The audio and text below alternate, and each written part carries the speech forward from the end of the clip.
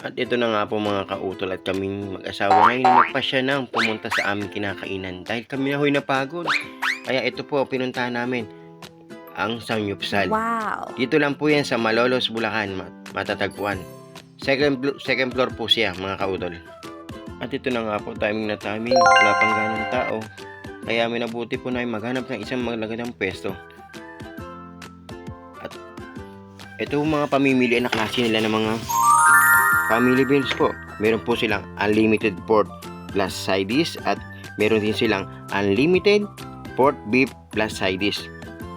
At ito na po yung mga klase ng mga pagkain na pwede yung pamilihan sa kanila. Meron silang fish cake, Wow! sweet balls, Wow! cucumber, Wow! kimchi, Wow! spicy Wow! pork, at higit sa Wow! lahat, ang pinaka-paborito ko, ang lettuce. Siyempre hindi pwedeng mawala yung cheese na favorite namin mag-asawa.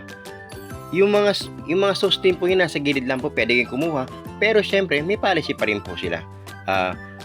Kunin lang po kung ano yung kayang kainin lang at huwag yung sosobra sa kanila. At pwede rin naman po kayo mag-add ng drinks na handa na po namin na aming kakainin. At yan po, nagsimula na po kami magluto niyan. Tara po, kain tayo. Sa halagang 299, sigurado po, sulit ang inyong kakainin.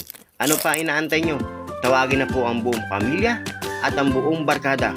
Kitang-kita ko mga kautol na hindi ako marunong mag-chopstick dyan.